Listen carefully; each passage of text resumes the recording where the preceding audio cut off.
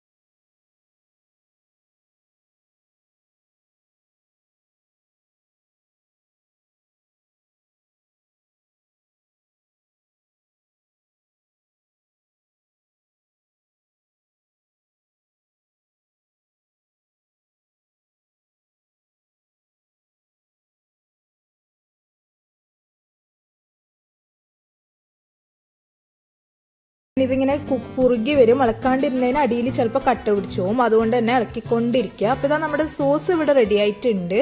ഇനി ഇതെല്ലാം ഒന്ന് തണുത്തതിന് ശേഷം നല്ല പേസ്റ്റ് ആക്കി എടുക്കണം. അപ്പോൾ മിക്സിയുടെ ജാറിലേക്ക് നമ്മൾ നേരത്തെ വേവിച്ച് വെച്ചിട്ടുള്ള മത്തങ്ങ ഇട്ട് കൊടുക്കുക. ഇനി അതിലേക്ക് നമ്മൾ നേരത്തെ തയ്യാറാക്കിയിട്ടുള്ള കാരമൽ സോസും കൂടി ഒഴിച്ചു കൊടുക്കുക. ഇനി ഇത് നന്നായിട്ട് തന്നെ പേസ്റ്റ് ആക്കിയെടുക്കുക, നല്ല ഫൈൻ ആക്കിയിട്ട് തന്നെ ആക്കുക. ഒരു തരി പോലെ ഉണ്ടാവാൻ പാടില്ല.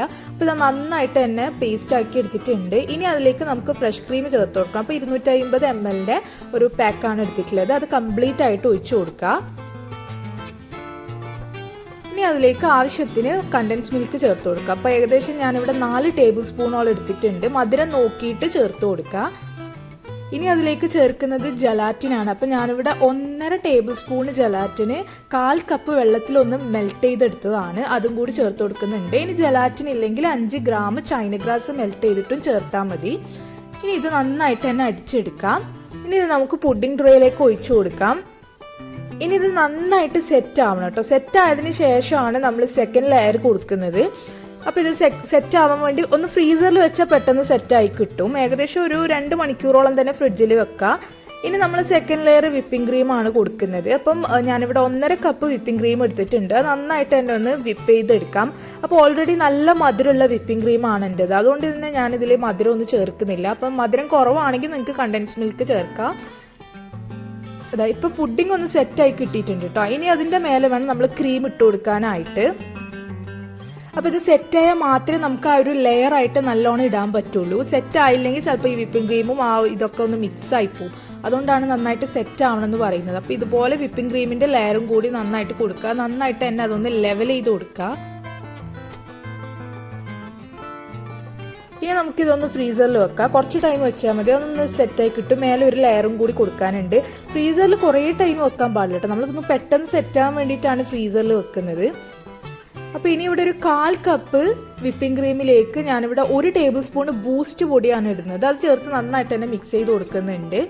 അപ്പോൾ ഇനി ബൂസ്റ്റ് ഇല്ലെങ്കിൽ നിങ്ങൾക്ക് ഏതെങ്കിലും ചോക്ലേറ്റ് ഡ്രിങ്കിൻ്റെ പൗഡർ ഉണ്ടെങ്കിൽ അത് ചേർത്ത് കൊടുക്കാം. ഇനി ഹോർലിക്സിൻ്റെ ഫ്ലേവർ ഇഷ്ടമാണെങ്കിൽ അത് ചേർത്ത് കൊടുക്കാം.